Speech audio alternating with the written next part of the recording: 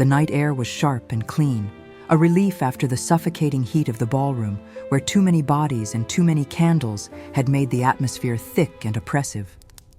I drew in a deep breath, feeling the cold burn in my lungs, and for a moment I simply stood there on the terrace, trying to understand what I had just done. I had left my post. I had abandoned Cecilia without a word. I had followed a strange man into the darkness, like some foolish girl in a novel who never considers the consequences of her actions until it is far too late. The garden stretched before us, transformed by winter and lamplight into something magical and unreal. Paper lanterns had been strung between the bare branches of the trees, casting pools of golden light onto the frost-covered grass that crunched softly beneath our feet. In the distance, I could hear the muffled sound of music and laughter drifting from the ballroom. But here, in this quiet corner of the world, we were utterly alone. The cold had driven the other guests inside, and the servants who might normally patrol such spaces were occupied with the demands of the ball. "There," he said, turning to face me, his gray eyes bright in the lamplight. "Now we may dance without scrutiny, without the weight of all those watching eyes." "There is no music," I pointed out, though my heart was racing and my hands were trembling. Whether from cold or fear or something else entirely, I could not say. "Then we shall make our own," he replied, and there was something in his smile that made him seem younger somehow, less guarded, as though he too had left something behind when we stepped through that door. He took my hand, his fingers warm despite the winter air, and placed his other hand at my waist with a gentleness that surprised me.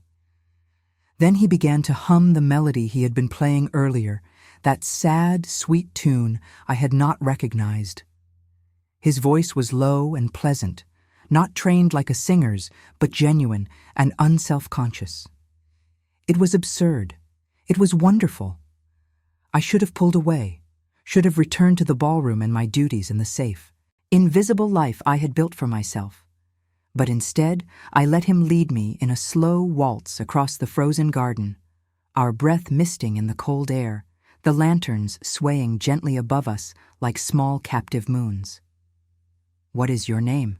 he asked, as we turned beneath the branches of an old oak tree, its bare limbs reaching toward the sky like supplicating arms.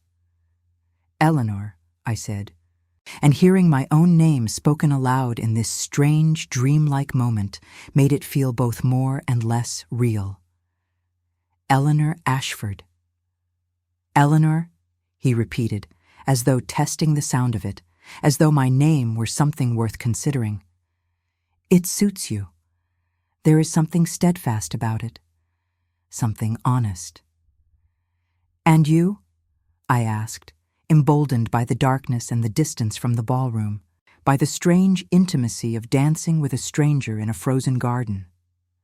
"What shall I call you?" He hesitated just for a moment, and something flickered in his eyes, something that might have been regret or calculation or simply amusement. "Call me Nicholas," he said finally. "Just Nicholas? No family name?" "For tonight, yes, just Nicholas. Let us dispense with family names and titles and all the tedious machinery of society. Let us be simply two people who appreciate music and winter gardens."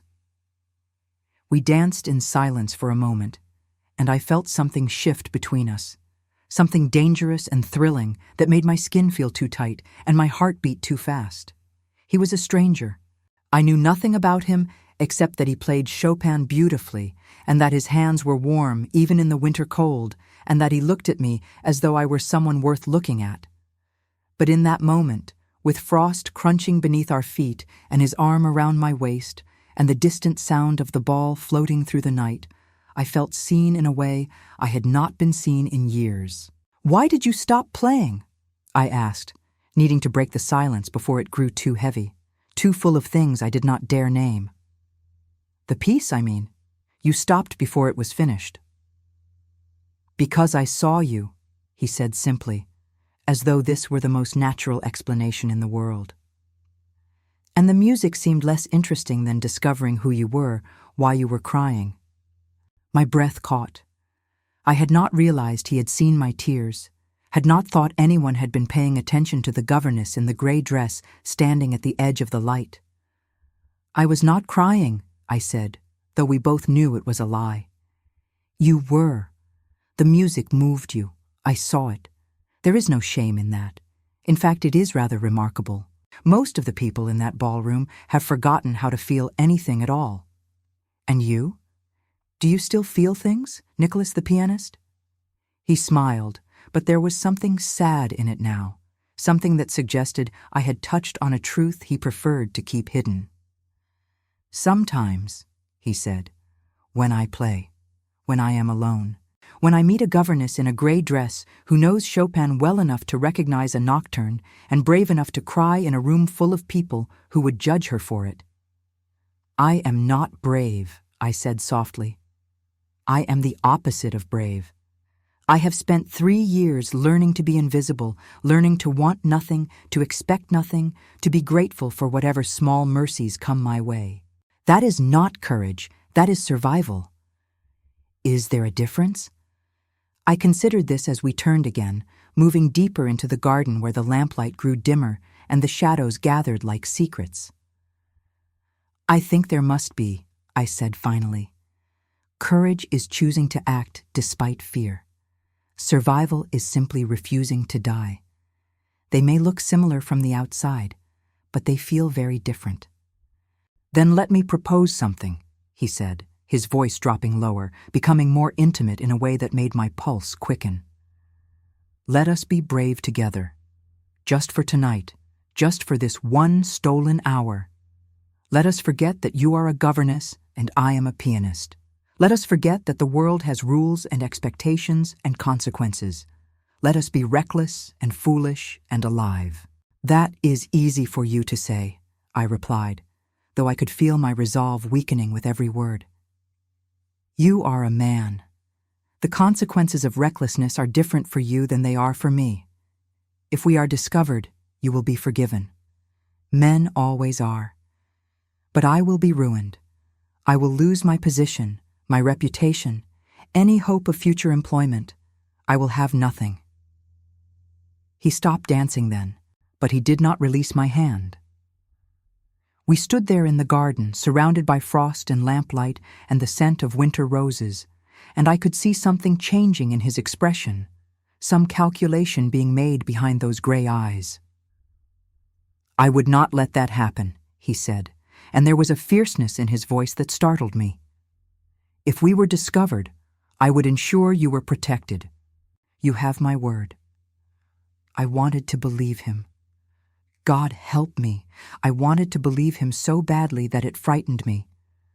But I had learned through bitter experience that words were cheap, that promises made in the heat of a moment dissolved like morning frost when the cold light of day arrived. "You are kind, Nicholas," I said gently, trying to extract my hand from his. "But you do not have that power. You are a musician, a hired performer. I am a governess. We are both at the mercy of people richer and more powerful than we will ever be. You cannot promise to protect me any more than I can promise to forget this ever happened." "What if I could?" he asked, and there was something strange in his voice now, something I could not quite identify. "What if I had more power than you think?" "Then I would say you are deluding yourself," I replied, though my heart was pounding and I was becoming aware that we were standing very close together, that his hand was still at my waist, that his face was only inches from mine. "The world does not work that way. Not for people like us." "People like us," he repeated, and he smiled, but there was no humor in it now. "Yes, people like us." And then he kissed me. It was not a practiced kiss, not the aggressive claiming I had sometimes witnessed between servants in darkened hallways. It was soft, questioning, as though he were asking permission even as he took what he wanted. His lips were warm against mine, and I tasted champagne and something sweeter, something that felt like hope or madness or both. For a moment, I froze. every instinct screaming at me to push him away, to run back to the safety of the ballroom and my invisible life. But then something in me broke or woke or simply surrendered, and I found myself kissing him back, my hands clutching the lapels of his coat, my heart pounding so hard I thought it might shatter against my ribs. The world narrowed to just this: his mouth on mine, his arm around my waist, the cold air on my face, and the warmth of his body against mine. Nothing else existed. Not Lady Worthington or Cecilia or my precarious position or the 1,000 rules I was breaking. There was only this moment, this kiss, this strange and reckless feeling that I was finally, after 3 years of shadows and silence, actually alive. When we finally broke apart, I was trembling, gasping for breath, my mind reeling with the enormity of what I had just done. "I should go," I whispered, though I made no move to step away. This was a mistake. This was madness. Was it? His voice was rough, and his hand still cupped my cheek, his thumb brushing across my skin with a tenderness that made my eyes burn with tears I refused to shed. It did not feel like a mistake. It felt like the first honest thing that has happened to me in longer than I can remember. "You do not understand," I said desperately, trying to make him see the danger, the impossibility of what we had just done. "I cannot afford to be reckless. I cannot afford to feel things or want things or forget who I am. If anyone saw us, if Lady Worthington learned I had left my post to kiss a stranger in the garden, I would be dismissed immediately.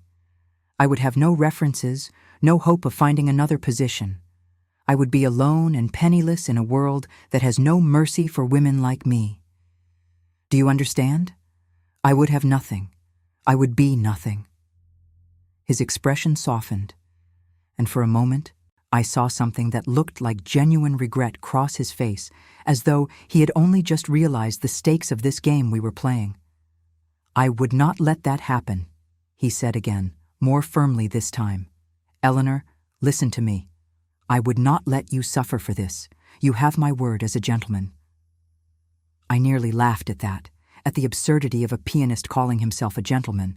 But before I could respond, before I could explain that words and promises meant nothing without power to back them up, a voice rang out from the terrace, sharp and clear in the cold night air. "There you are, Ravenshall. We have been looking everywhere for you. Your Grace cannot simply vanish in the middle of his own ball."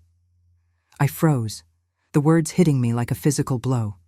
"Ravenshall, Your Grace." The sounds seemed to come from very far away, as though I were hearing them from underwater or through a thick fog. I felt Nicholas, no, not Nicholas, not just Nicholas, stiffen beside me, felt his hand tighten briefly on my waist before releasing me entirely. A gentleman in a dark coat approached us from the terrace, a glass of brandy in hand, his expression one of amused curiosity. He was perhaps 40, with silver at his temples and the easy confidence of someone who had never doubted his place in the world. He glanced at me briefly, his gaze passing over my plain dress and severe hairstyle, with the dismissive efficiency of someone accustomed to categorizing people by their value, and then focused entirely on the man beside me. "Your Grace," he said, bowing slightly with the practiced ease of long familiarity. "Lady Worthington wishes to introduce you to her niece. Apparently the girl has been asking about you all evening. Something about your performance at the piano. I believe she has declared you the most romantic figure she has ever encountered." Your Grace. The words echoed in my mind like a bell tolling, like a death knell, like the sound of every foolish dream I had allowed myself to entertain in the last hour shattering against the rocks of reality. He was not a musician. He was not a hired pianist playing Chopin for coins and a meal in the servants' hall. He was the Duke of Ravenshall, one of the wealthiest and most powerful men in England, a man whose name I had heard whispered in the servants' quarters with a mixture of awe and fear, a man so far above my station that speaking to him should have been unthinkable, touching him an offense against the natural order, kissing him an act of such spectacular impropriety that I could not even begin to calculate the consequences. And I had kissed him. I stepped back, my hand flying to my mouth as though I could somehow undo what had been done. As though I could take back the last hour and return to being invisible, safe, unnoticed. My mind raced, trying to understand what had happened, why he had lied to me, what game he thought he was playing with a governess in a gray dress who had nothing to offer him except a moment's amusement. He turned to face me, and I saw something in his eyes that might have been apology or regret, or simply the cold return of reality. "Eleanor," he began, but I could not bear to hear whatever excuse or explanation he was preparing to offer. "You lied to me," I whispered, and my voice sounded strange to my own ears, high and thin and broken. I did not wait for his response. I could not. If I stood there one moment longer, if I allowed him to speak, to explain, to offer whatever justification he had prepared for his deception, I would shatter completely. And I could not afford to shatter. Not here, not now, not in front of a duke and his companion who were already looking at me with expressions that ranged from mild curiosity to barely concealed contempt. I gathered what remained of my dignity, turned on my heel, and walked as quickly as I could back toward the ballroom without actually running. Running would have been undignified. Running would have drawn attention. And the last thing I needed was more attention, more eyes on me, more witnesses to my spectacular fall from grace. Behind me, I heard the other gentleman say something in a low voice, heard a response that might have been from the Duke, but I did not turn around. I kept walking, my hands clenched into fists at my sides, my breath coming in short, sharp gasps that had nothing to do with exertion and everything to do with the panic rising in my chest like floodwater. The Duke of Ravenshall.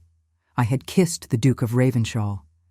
I had let him hold me, touch me, lead me into a garden like some naive fool who believed that fairy tales could come true, that a man who played beautiful music might actually see her as something more than a momentary diversion.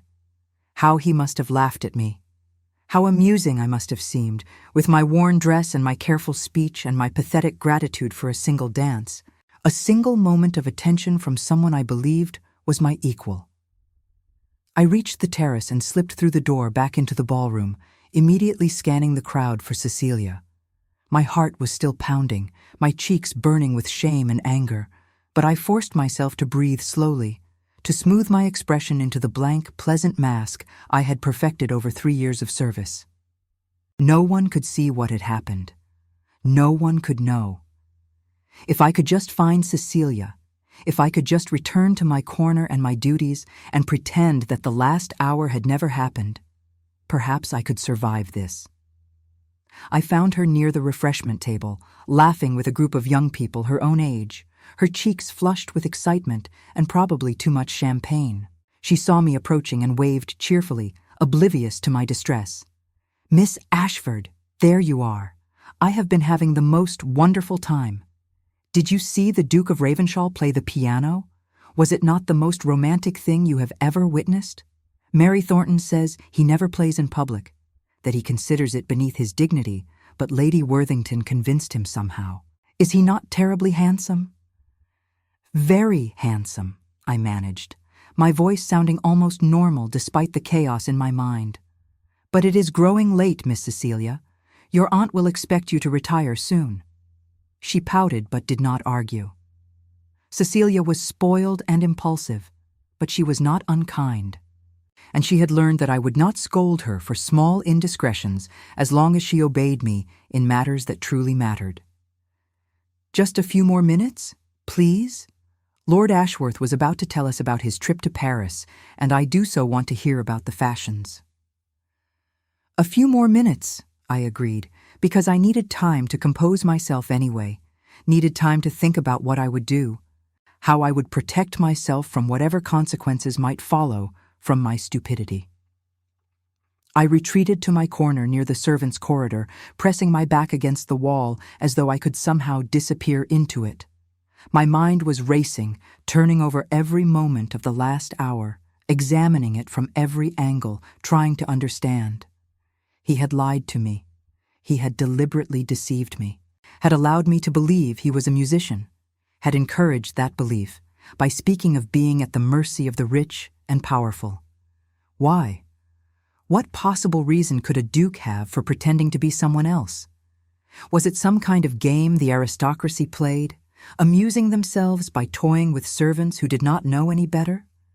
And yet, even as anger burned in my chest, I could not forget the way he had looked at me, the gentleness in his touch, the vulnerability in his eyes when he played. That had not been false. I was certain of it. Whatever else he had lied about, the music had been real, and the loneliness I had seen in him had been real, and the kiss had been real. But it did not matter. Real or not, genuine or not, it changed nothing. He was a duke, and I was a governess, and the distance between us was insurmountable. Whatever had happened in that garden, whatever strange connection we had felt, it could never happen again. It had to be forgotten, buried, treated as though it had never existed at all. "Miss Ashford?" I startled, looking up to find a footman standing before me, his expression carefully neutral. "Yes. Lady Worthington requests your presence in the drawing-room. Immediately, if you please." My blood turned to ice. She knew. Someone had seen us in the garden, had reported back to my employer, and now I would be dismissed. I would be turned out without references, without wages, without anything. All because I had been foolish enough to believe, for one brief moment, that I could be someone other than what I was. "Of course," I said, my voice steady despite the terror clawing at my throat. "Please tell Lady Worthington I will attend her directly." The footman bowed and disappeared back into the crowd. I looked over at Cecilia, who was still laughing with her friends, blissfully unaware that her governess was about to be dismissed in disgrace. For a moment, I considered simply walking out, disappearing into the night before Lady Worthington could humiliate me. But I dismissed the thought immediately. I had no money for lodging, nowhere to go, no one who would take me in. I would have to face whatever was coming with what dignity I could muster. I made my way through the ballroom toward the family wing of the house, my legs feeling strangely disconnected from my body, as though I were watching someone else walk to her own execution. The drawing room was on the second floor, a private space where Lady Worthington conducted her personal business away from the eyes of her guests. The door was slightly ajar, and I could hear voices inside, low and intense. I knocked softly and waited. "Come in," Lady Worthington called, her voice sharp with irritation. I pushed open the door and stepped inside, my eyes immediately taking in the scene before me. Lady Worthington sat in her favorite chair near the fire, her back rigid with disapproval, her hands folded in her lap. And standing by the window, his back to the room, his posture tense and defensive, was the Duke of Ravenshall. My heart stopped. He had told her. He had come here to confess what had happened, to clear his own conscience at the expense of my livelihood. The betrayal was so complete, so absolute, that for a moment I could not breathe. Lady Worthington looked at me, her pale blue eyes cold and assessing. She was a handsome woman of perhaps 50, wealthy in her own right, widowed young and determined to maintain her position in society through careful management of her reputation and her connections. She had hired me because I was well educated and presentable, because I could teach Cecilia French and Italian and all the accomplishments a young lady needed to make a good match. But she had also made it clear that I was expendable, that any hint of scandal or impropriety would result in immediate dismissal. "Miss Ashford," she said, her voice like ice cracking on a winter pond, "His Grace has informed me of an incident that occurred in the garden this evening. An incident involving you." I opened my mouth to respond, to defend myself, to explain, but no words came. What could I possibly say? That I had been deceived, that I had believed he was a musician. It sounded absurd even in my own mind, like a lie a child might tell to avoid punishment. The Duke turned from the window, and I saw his face clearly for the first time since the revelation. He looked tired, and there was something in his expression that might have been regret or guilt, or simply the weariness of someone who had been forced to clean up an unpleasant mess. "Lady Worthington," he said, his voice formal and distant, nothing like the warm, intimate tone he had used in the garden. "I believe there has been a misunderstanding. Miss Ashford is entirely blameless in this matter." Lady Worthington's eyebrows rose. "Blameless? Your Grace, you just informed me that you found her wandering in the garden, unattended during the ball. How is that blameless?" "Because I invited her to step outside for air," he said smoothly. "She appeared unwell, overcome by the heat of the ballroom.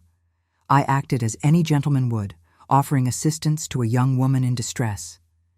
If there was any impropriety, it was mine alone for not immediately summoning a female servant to attend her." I stared at him, unable to process what I was hearing. He was lying.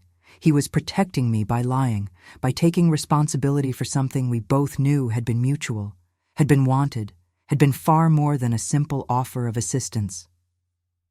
Lady Worthington looked between us, her expression skeptical but not openly disbelieving. She could not afford to doubt a duke, not openly, not when her social position depended on maintaining good relations with people like him. "I see," she said slowly. "And Miss Ashford, is this your understanding of events?" I knew what I was supposed to say. I was supposed to confirm his lie, to accept this escape he was offering me, to be grateful for his intervention. But the words stuck in my throat, bitter and poisonous.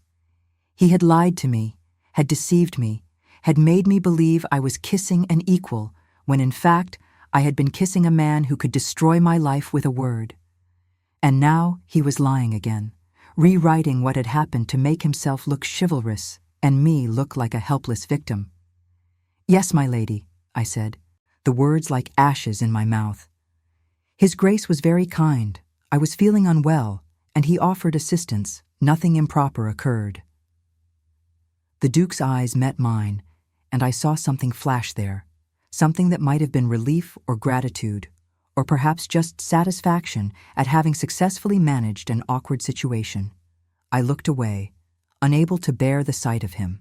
Lady Worthington sighed, some of the tension leaving her shoulders. "Very well. I suppose no harm was done then. Miss Ashford, you are dismissed. Please see to Cecilia and ensure she retires at a reasonable hour. And in future, if you feel unwell, please summon a maid rather than accepting assistance from gentlemen, no matter how well-intentioned they may be." "Yes, my lady. Thank you, my lady." I curtsied and turned to leave, desperate to escape this room, this conversation, this man who had turned my world upside down in the space of an hour. "Miss Ashford." His voice stopped me at the door. I did not turn around. "I trust we will see you at the picnic Lady Worthington is planning for next week? I understand you will be accompanying Miss Cecilia." It was not a question. It was a statement, an assertion that he would see me again, that this was not over despite everything that had happened. I felt something twist in my chest, something that was equal parts fear and fury and a terrible, shameful hope that I could not quite extinguish. "If Lady Worthington requires my attendance, Your Grace, then I will be there," I said, keeping my voice flat and professional. "Excellent. I look forward to it." I left the room without another word, closing the door behind me with careful precision, and then I stood in the hallway for a long moment, my hand pressed against my chest, trying to slow my racing heart. He had saved me. He had lied to Lady Worthington, had protected my position, had ensured I would not be turned out into the street. But he had also deceived me, had played a game with my heart and my livelihood, and now he was apparently planning to continue whatever strange arrangement this was. I did not know whether to be grateful or furious. I did not know whether he had saved me or simply postponed my ruin. All I knew was that the Duke of Ravenshall had entered my life like a storm, and nothing would ever be the same again. I made my way back to the ballroom and collected Cecilia, who protested only briefly before allowing me to escort her upstairs to her chambers. I helped her undress, hung her gown carefully, and listened to her chatter about the ball, about the Duke's performance at the piano, about how romantic and mysterious he seemed. I made appropriate sounds of agreement, but I was not really listening. My mind was elsewhere, replaying every moment in the garden, every word he had spoken, every touch, every lie. Finally, Cecilia was settled in bed, and I was free to retreat to my own small room in the servants' quarters. It was barely large enough for a narrow bed, a washstand, and a trunk for my few possessions, but it was mine, and it was private. I closed the door, leaned against it, and finally allowed myself to feel everything I had been holding back for the last 2 hours. Anger came first, hot and fierce. He had lied to me. He had let me believe he was someone else, had let me speak to him as an equal, had encouraged my trust, and then betrayed it. What kind of man did that? What kind of person found amusement in deceiving someone so far beneath him that she could never fight back, never demand answers, never even complain without risking everything? But beneath the anger was something else, something more complicated and painful. Because even knowing what I now knew, even understanding that he had lied and manipulated and played games with my heart, I could not forget how it had felt to dance with him in that garden. I could not forget the way he had looked at me, as though I mattered, as though I were someone worth knowing. I could not forget the warmth of his hand at my waist, the taste of his mouth on mine, the feeling of being, for just a moment, something more than invisible. And that was the most dangerous thing of all. I did not sleep that night. I lay in my narrow bed, staring at the ceiling, watching the shadows shift as the moon moved across the sky, and I tried to make sense of what had happened. Every time I closed my eyes, I saw his face, those gray eyes looking at me with an intensity that had felt so genuine. I heard his voice saying my name, felt his hand at my waist, tasted champagne and something sweeter on his lips. And then I saw the moment it all shattered, the moment that gentleman on the terrace had called him Your Grace, and I had understood exactly how thoroughly I had been deceived. By the time dawn broke, pale and cold through my small window, I had reached a decision. I would forget what had happened. I would bury it so deep that it might as well have never existed at all. The Duke of Ravenshall was not for me, could never be for me, and whatever strange impulse had led him to play games with a governess in a gray dress, it was over now. He had saved my position, and I should be grateful for that mercy. Anything else, any other feeling or hope or desire, was foolishness that could only lead to ruin. I rose, washed in the cold water from my basin, and dressed carefully in my usual plain gown. My reflection in the small mirror showed a young woman with dark circles under her eyes, her face pale and drawn. But there was nothing to be done about that. I pinned my hair back severely, smoothed my skirts, and went downstairs to begin my duties as though nothing whatsoever had changed. The next few days passed in a strange blur of routine and anticipation.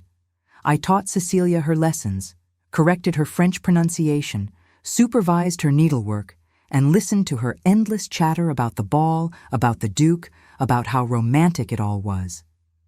She had decided, with the certainty of 15-year-old imagination, that the Duke of Ravenshall was the most fascinating man she had ever encountered, and she was convinced that he had played the piano specifically to impress her.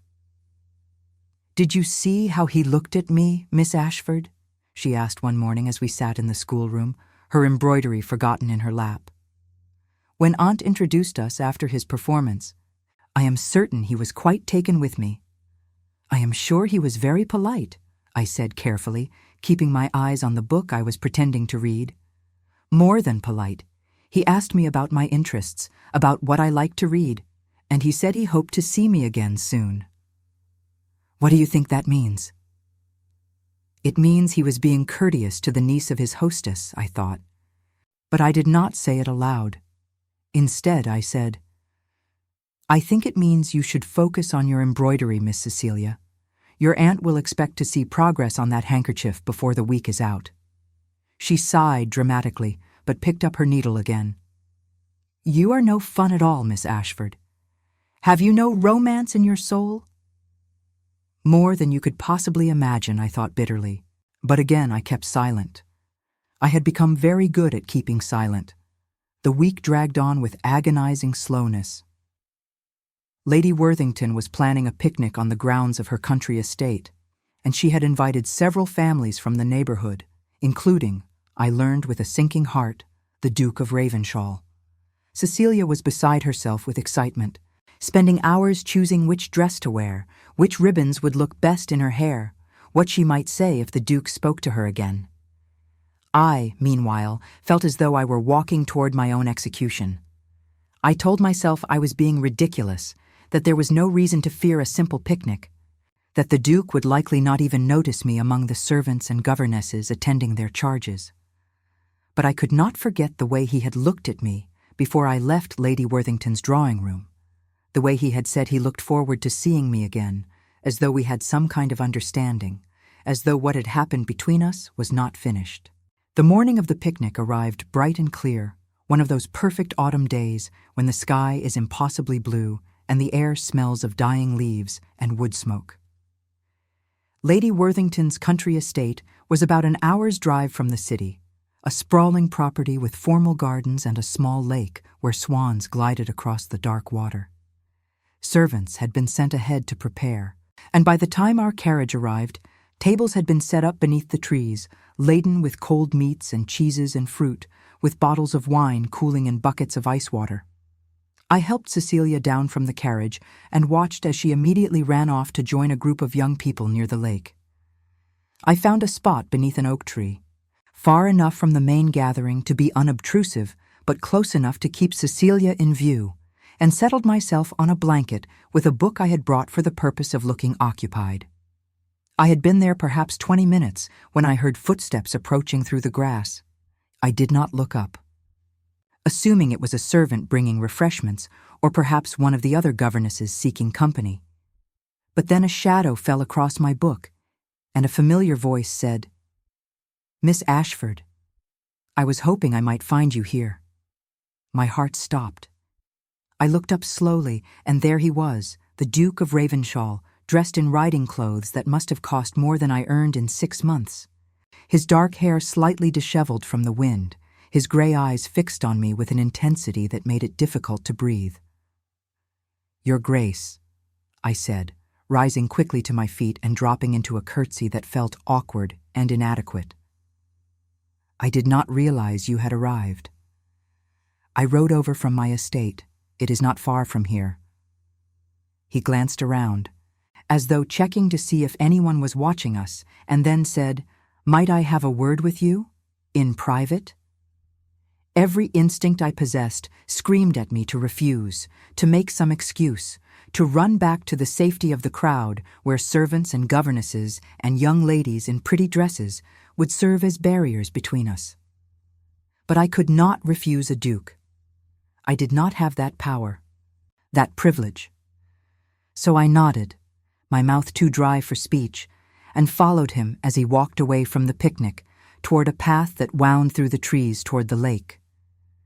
We walked in silence for several minutes, the sounds of laughter and conversation fading behind us until we were alone, except for the birds singing in the branches overhead and the soft lapping of water against the shore. Finally, he stopped and turned to face me, and I saw that he looked tired, as though he had not slept any better than I had over the past week. "I owe you an apology," he said without preamble, "for deceiving you, for allowing you to believe I was someone I am not. It was wrong, and I am sorry." I stared at him, unsure how to respond. An apology was the last thing I had expected, and I found I did not know what to do with it. "Why did you do it?" I asked finally. "Why did you lie to me?"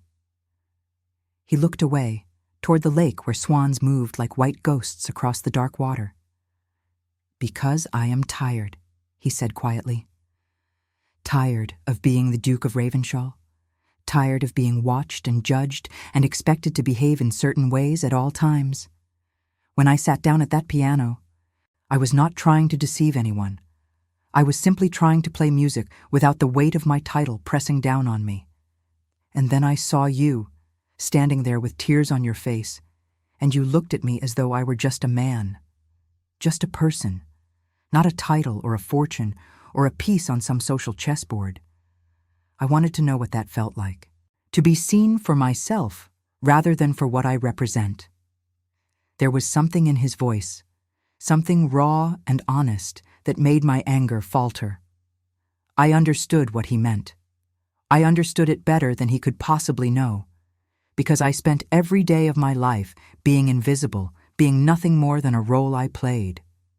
But understanding did not excuse what he had done. "You used me," I said, and my voice was steady despite the ache in my chest. "You used me to feel something you wanted to feel, and you did not care what it might cost me." "You are right," he said, turning back to face me. "You are absolutely right. I was selfish and thoughtless, and I put you at risk for my own amusement. But please believe me when I say that what happened between us was not false. The music was real. My attraction to you was real. The things I felt in that garden were real. I may have lied about who I was, but I did not lie about anything else." "How can I believe that?"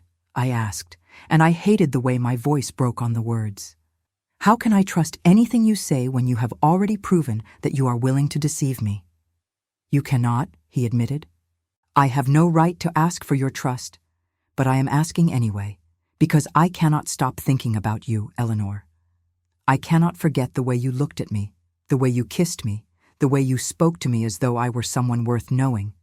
And I know this is impossible. I know there is an entire world standing between us. All the rules and expectations and judgments that make any kind of real connection between a duke and a governess unthinkable. But I do not care. I want to know you. I want to understand you. I want to discover if what I felt that night was real or simply a beautiful illusion." I closed my eyes, trying to steady myself against the wave of emotion that threatened to overwhelm me. Part of me wanted to believe him, wanted to accept what he was offering, whatever it was. But the practical part of me, the part that had learned hard lessons about survival and self-preservation, knew that this could only end badly. "What are you asking me, Your Grace?" I said, opening my eyes to meet his gaze. "What exactly do you want from me?" "I want permission to call on you, to speak with you, to spend time in your company and see if this feeling between us is something real or simply a moment of madness in a frozen garden." "You want to court me?" I asked, unable to keep the incredulity from my voice. "A duke wants to court a governess?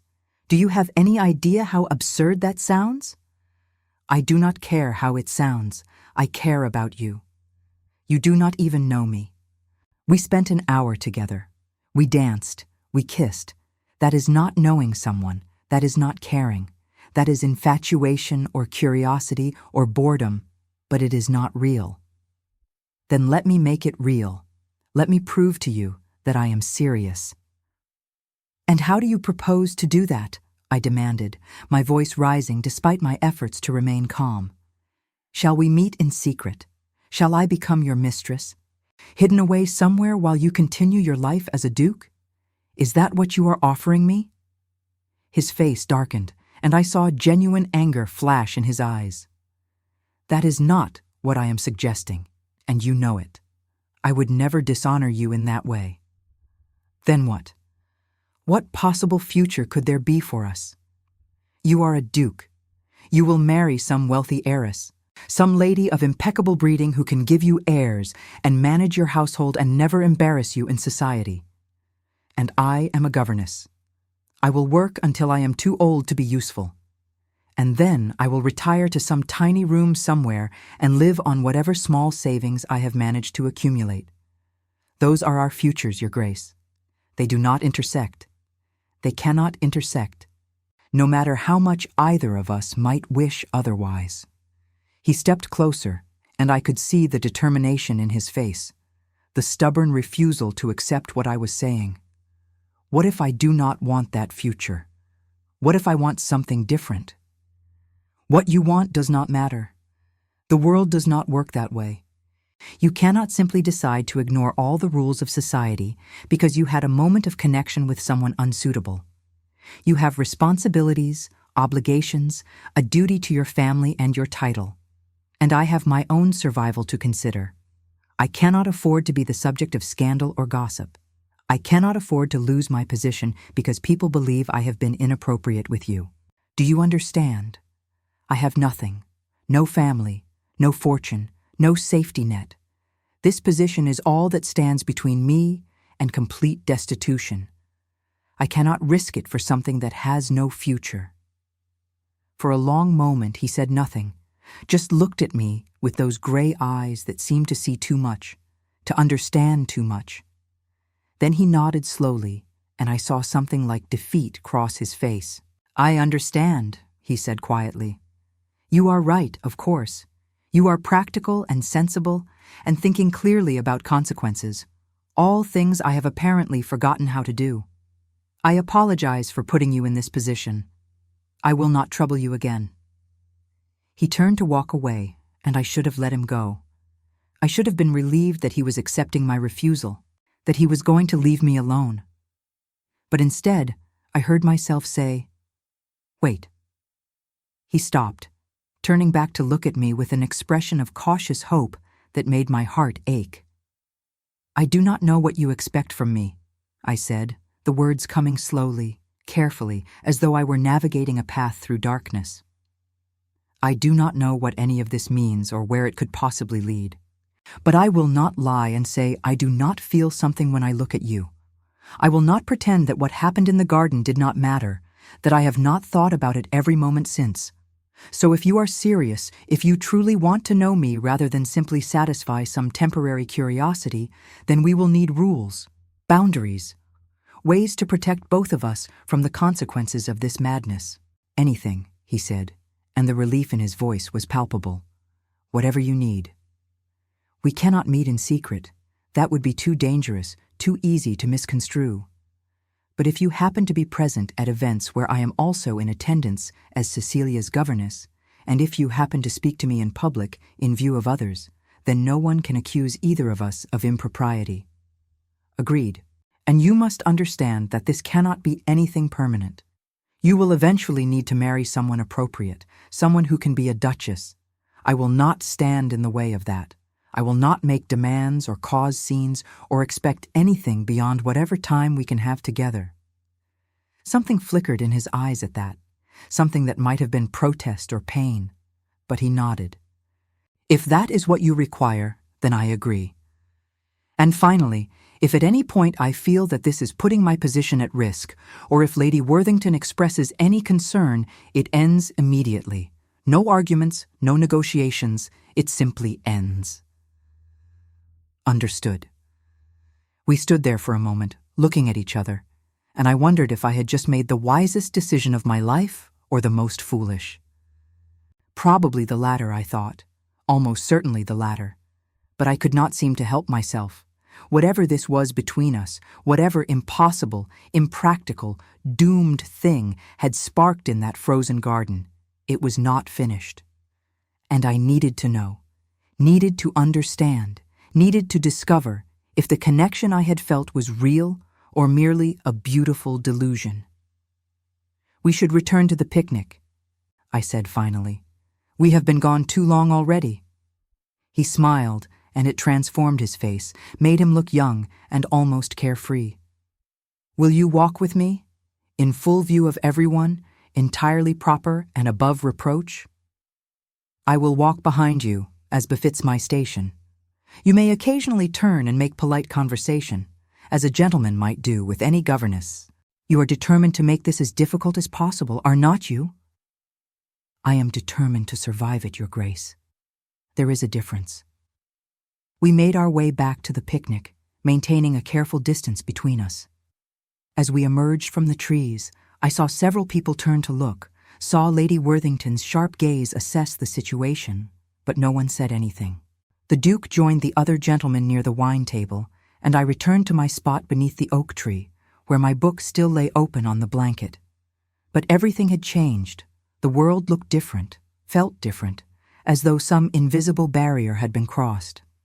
I had agreed to something impossible, something that could only end in heartbreak or scandal, or both. But as I watched the Duke of Ravenshall laugh at something one of the other gentlemen said, as I saw him glance my way with a smile that was meant only for me, I could not quite bring myself to regret it. Whatever happened next, at least I would know. At least I would have tried. At least, for once in my careful, invisible life, I would have chosen something for myself rather than simply accepting whatever scraps the world saw fit to offer me. And if it destroyed me in the end, well, at least I would have lived first. The weeks that followed were the strangest of my life, a careful dance of propriety and longing, of public correctness and private glances that spoke volumes. The Duke of Ravenshall became a frequent visitor to Lady Worthington's social gatherings, and though he was always impeccably proper, always careful to distribute his attention among all the guests, I learned to read the small signs that told me when he was aware of my presence. A pause in conversation when I entered a room. A slight smile when our eyes met across a crowded parlor. The way he would maneuver himself, seemingly by chance, to be near wherever Cecilia and I happened to be standing. Lady Worthington noticed, of course. She was far too shrewd not to notice when a duke paid more attention than strictly necessary to her household. But she could find no fault in his behavior. He was never alone with me. He never touched me. He addressed me with perfect courtesy and nothing more, the way any gentleman might speak to a governess in his acquaintance. If she suspected there was something more beneath the surface, she kept her suspicions to herself, perhaps hoping that the Duke's interest in her household might somehow benefit Cecilia's prospects. Cecilia, for her part, remained convinced that the Duke's frequent visits were on her account. She preened whenever he was present, practiced her most charming smiles, and chattered endlessly about what she would say to him at the next gathering. I did not discourage her delusions. Let her believe what she wished. It was safer that way, safer for everyone if the world believed the Duke of Ravenshall was simply being kind to a young girl making her debut rather than conducting an impossible courtship with her governess. Our actual conversations were brief and always public, but they became the moments I lived for, the bright points in days that otherwise blurred together in tedious routine. He would ask about the books I was reading, and I would answer carefully, aware that others might be listening. He would inquire after Cecilia's progress in her studies, and I would provide a governess's dutiful report.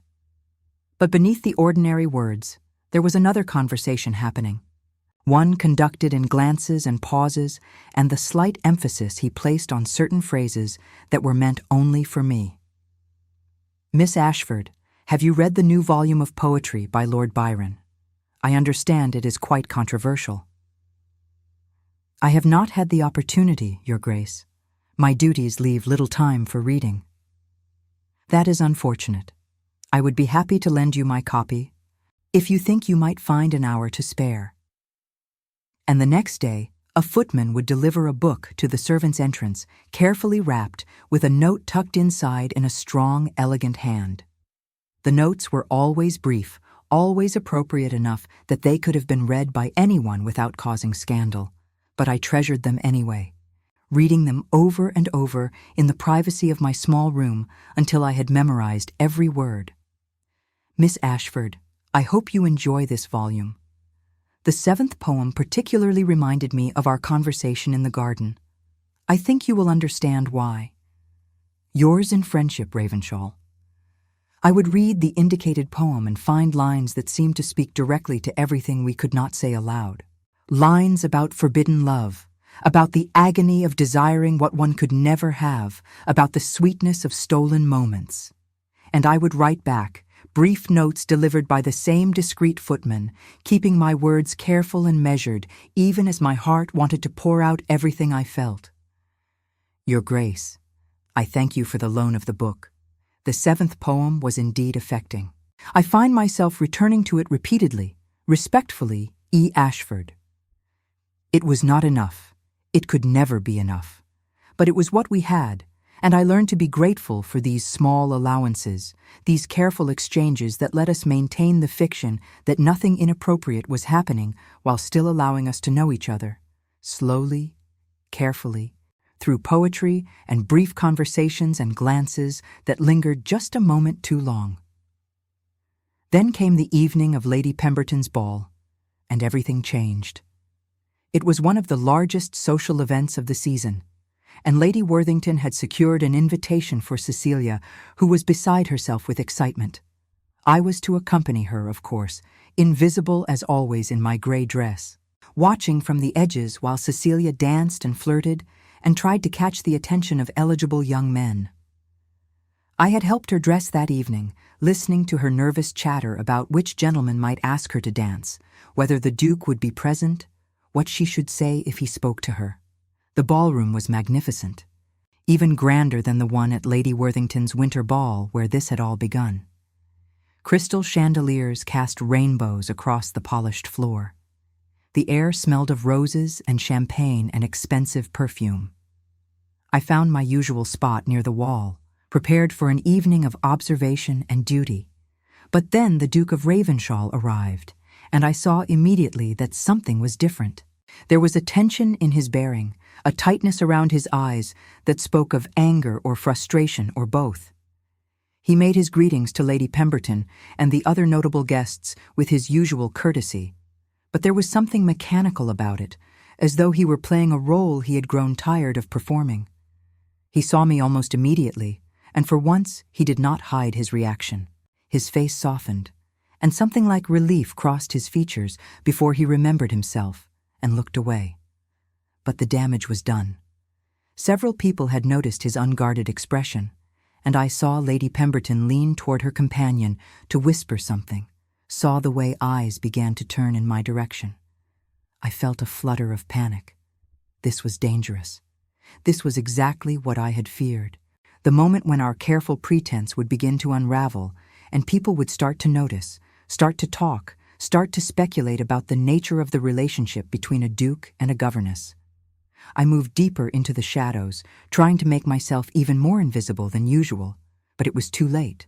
The Duke was making his way across the room, and though he paused to speak with various guests, his trajectory was unmistakable. He was coming toward me. "Miss Ashford," he said when he reached me, his voice low and urgent. "I must speak with you. Please, it is important."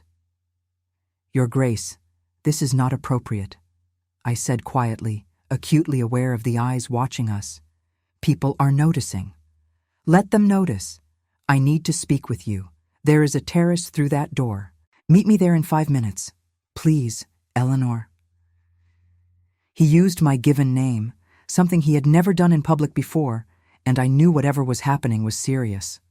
I nodded, just barely, and he walked away, stopping to speak with another group of guests, as though our conversation had been nothing more than a polite exchange. I waited exactly 5 minutes, counting each second, before slipping through the door he had indicated.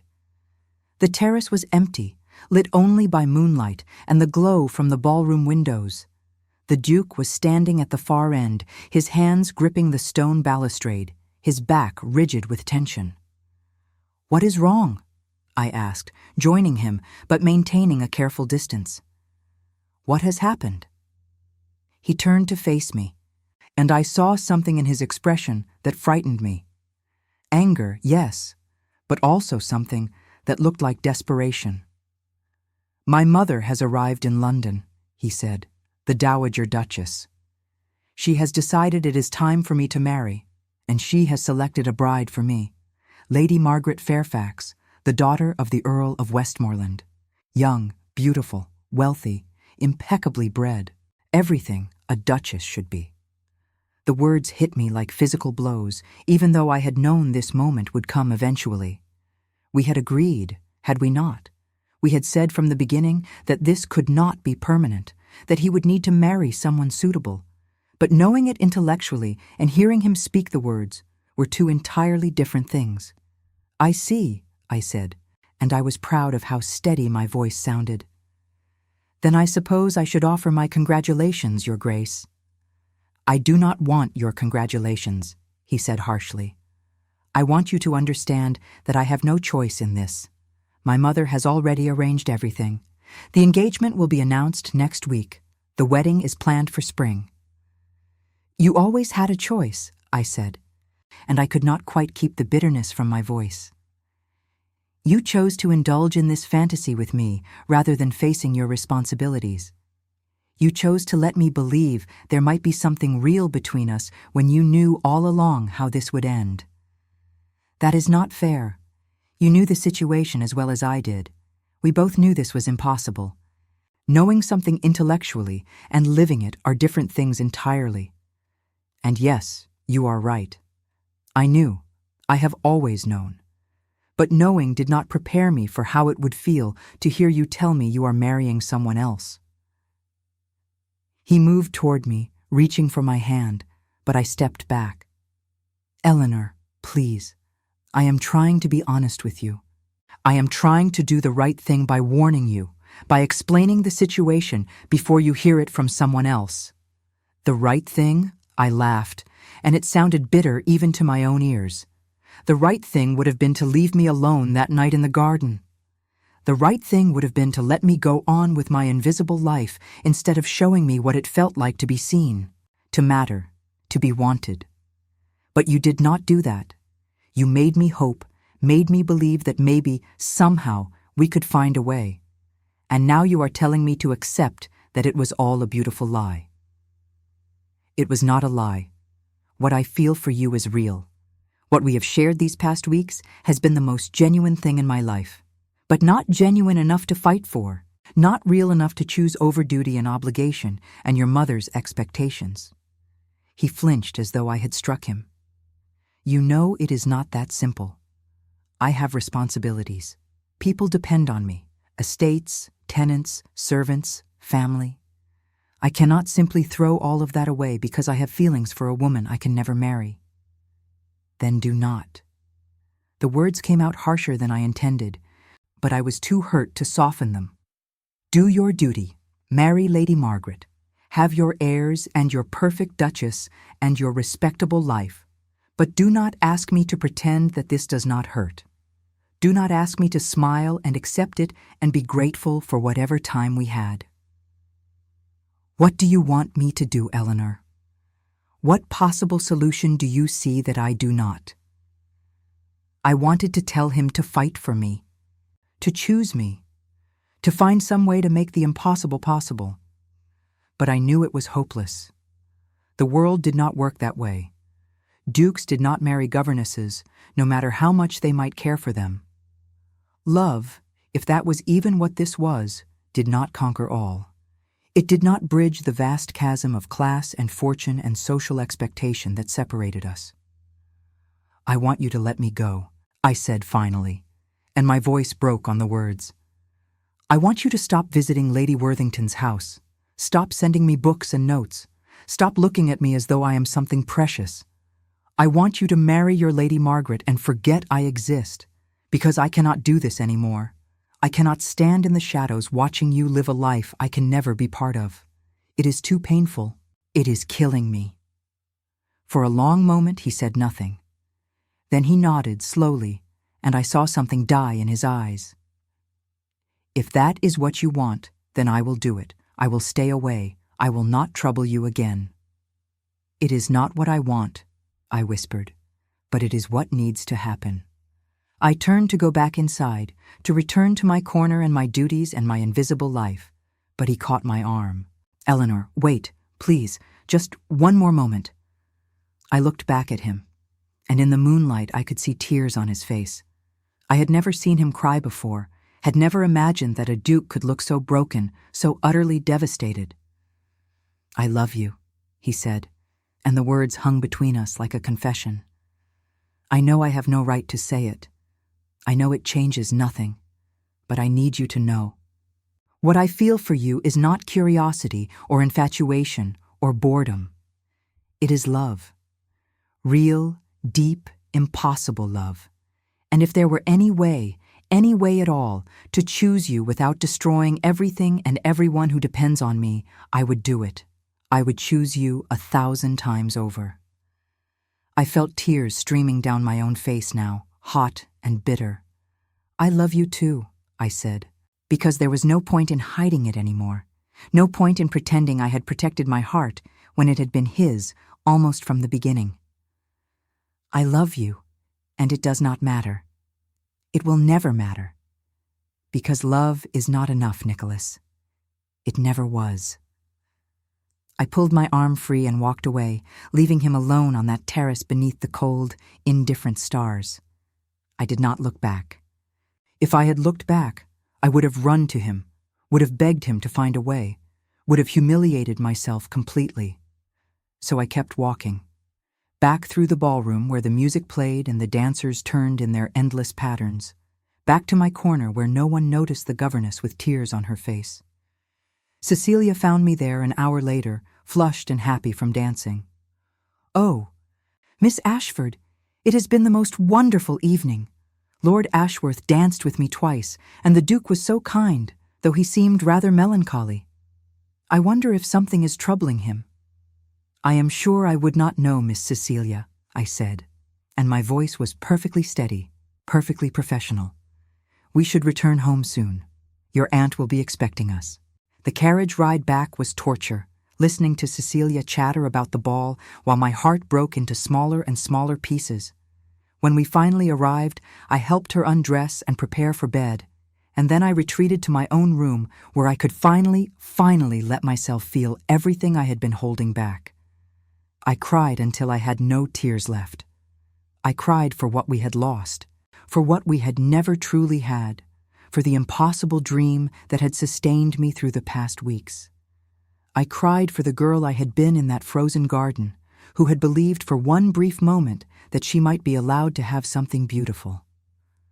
I cried for the woman I was now, who knew better, who understood that some things were simply not meant to be. And when the tears finally stopped, when I had nothing left inside except an empty, aching numbness, I made a decision. I could not stay here.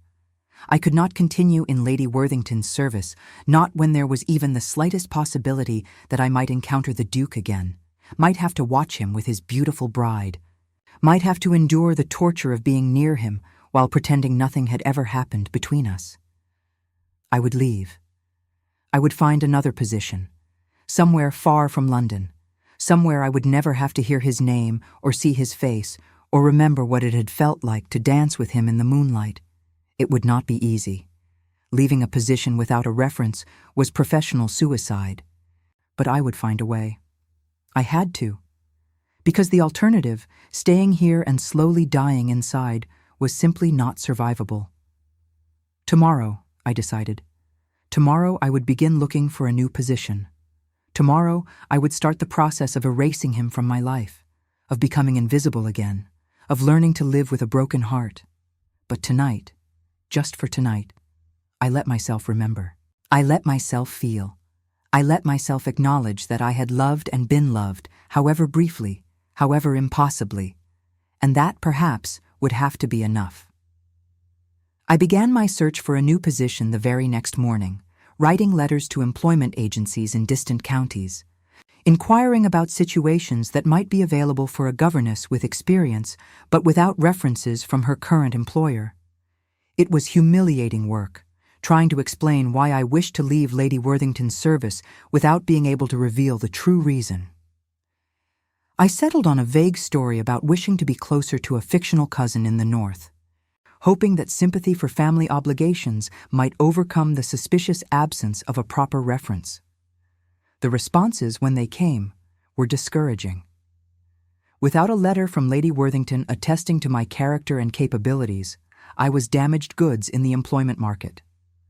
One agency wrote back suggesting I remain in my current position for at least another year before seeking new employment. Another declined to represent me at all.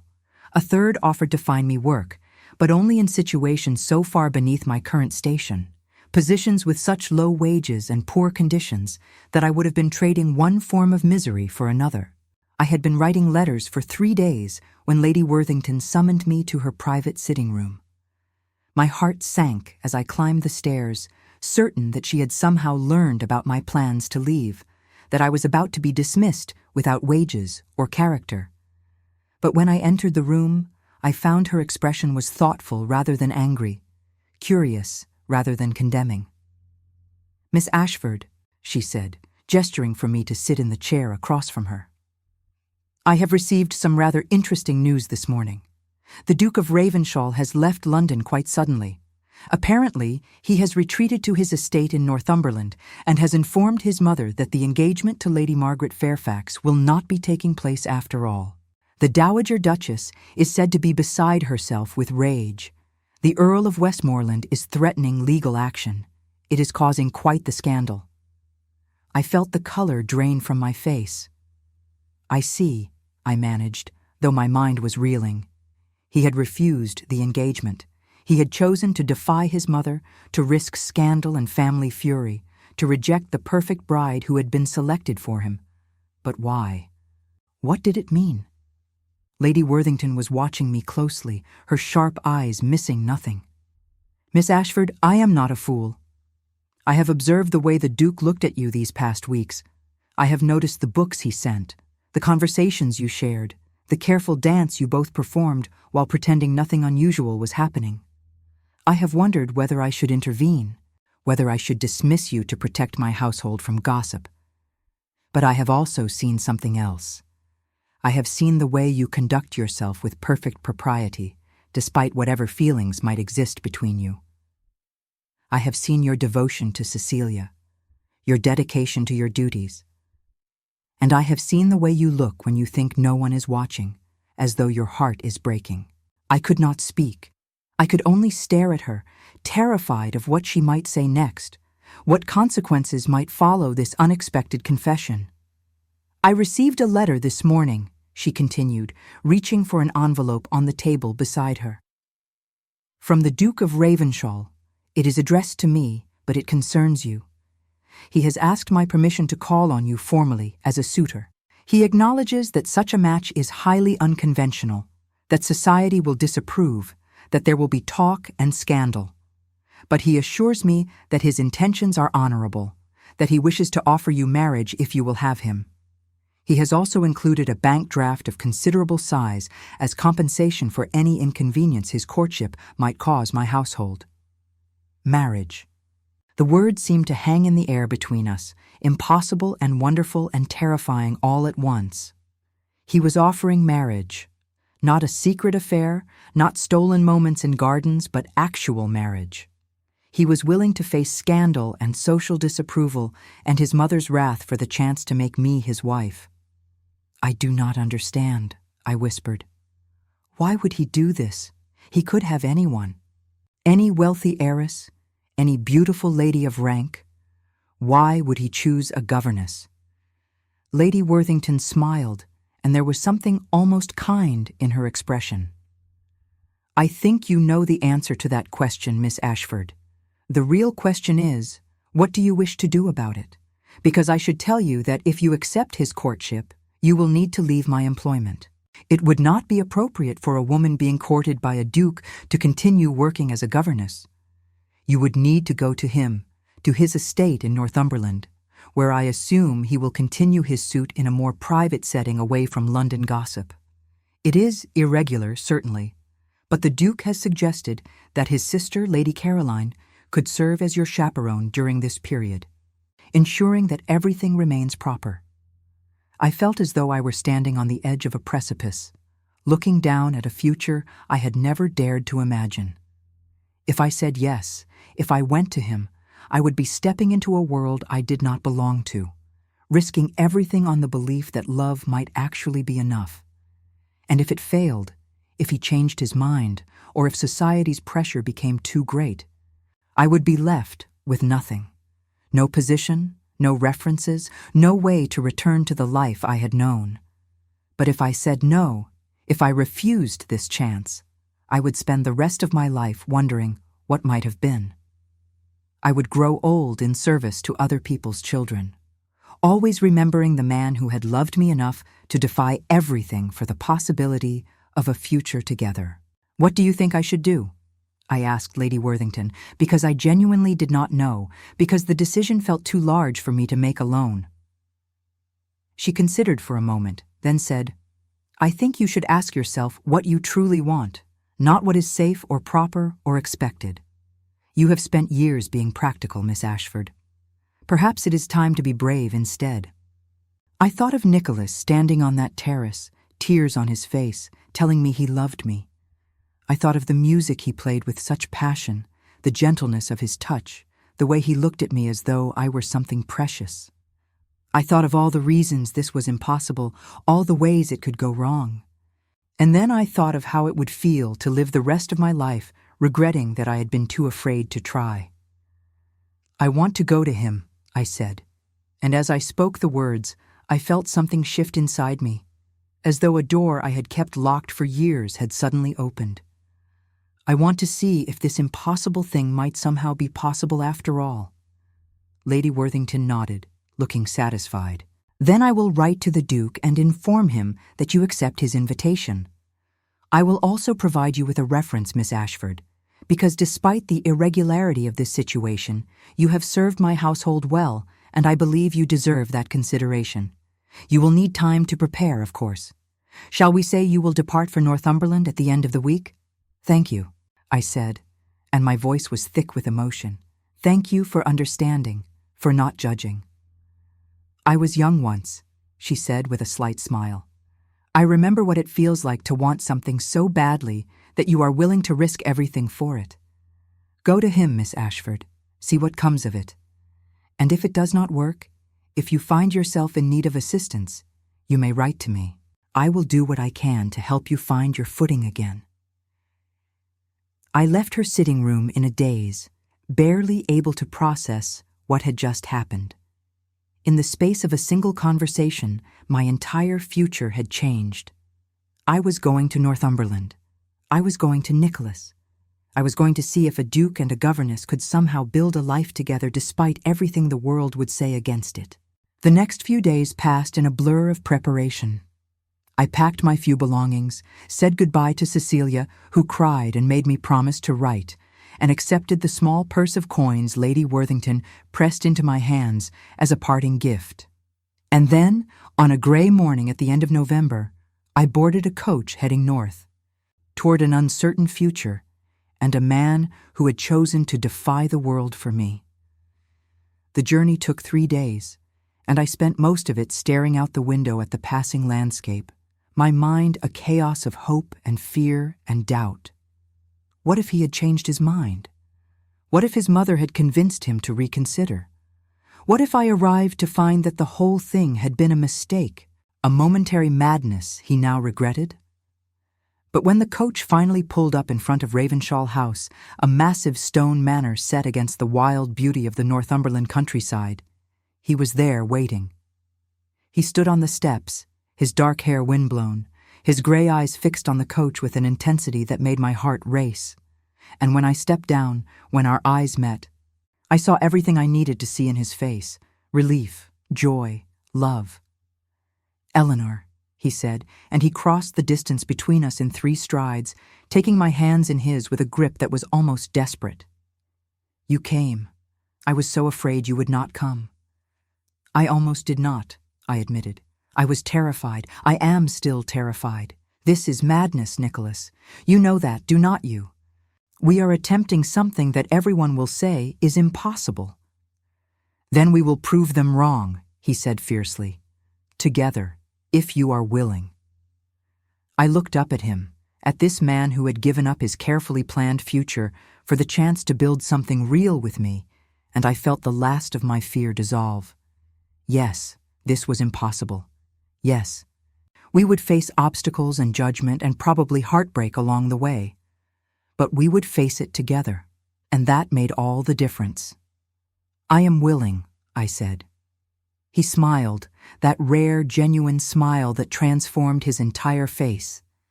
And then he did something that shocked me. He pulled me into his arms, right there in front of the house, in full view of the servants who had gathered to witness my arrival, and he kissed me. It was not a careful kiss, not a stolen moment in a garden. It was a declaration, a promise, a defiant statement that he did not care what anyone thought, that I was his choice, and he was mine, and the rest of the world could accept it or not, as they pleased. When we finally broke apart, I was breathless and blushing, acutely aware of the audience we had attracted. But Nicholas just laughed, taking my hand and leading me toward the house. "Come," he said, "my sister is eager to meet you, and we have much to discuss, plans to make, a future to build." As I walked beside him through the massive doors of Ravenshall House, I felt something I had not felt in years. Hope. Real, genuine hope that my life might be more than survival, more than shadows and service and carefully managed expectations. I did not know what the future would hold. I did not know if society would ever fully accept a duchess who had once been a governess, if Nicholas's family would ever forgive him for his choice, if we would manage to navigate the enormous differences in our backgrounds and experiences. But I knew that I loved him, and he loved me, and that was something real in a world full of pretense and performance. It was something worth fighting for, worth risking everything for. And as he squeezed my hand and looked at me with those gray eyes full of warmth and promise, I knew that whatever challenges lay ahead, we would face them together. The months that followed were both wonderful and difficult. Lady Caroline proved to be a gracious chaperone and an unexpected friend, helping me navigate the complexities of life in a ducal household while shielding me from the worst of the gossip that inevitably arose about Nicholas's unconventional choice. We spent long hours together, Nicholas and I, learning each other in ways that went far beyond those stolen moments in London. We walked the grounds of his estate, talking about everything and nothing. We read poetry together in the library. He played piano for me in the evenings, and I learned to play again myself, my fingers slowly remembering the music my father had taught me so long ago. There were hard moments, too. Letters from his mother, the Dowager Duchess, filled with recriminations and threats, whispers that reached us even in rural Northumberland about the Duke who had lost his mind over a governess. Invitations that stopped coming, doors that closed to us, former friends who could not understand or accept what we were attempting to build. But Nicholas never wavered. When his mother threatened to cut him off from the family, he told her calmly that his decision was final. When former friends expressed disapproval, he showed them the door. When society turned its collective back, he shrugged and said, "We would make our own society, build our own world where love mattered more than rank." And slowly, gradually, people began to come around. Some of them anyway.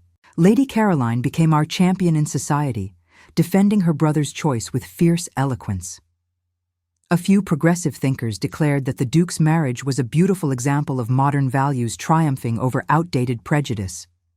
Even Lady Worthington wrote to say that while she could not publicly support our union, she privately wished us well and hoped we would find happiness together. 6 months after I arrived in Northumberland, Nicholas asked me to marry him properly, formally, on one knee in the garden where we had planted roses together.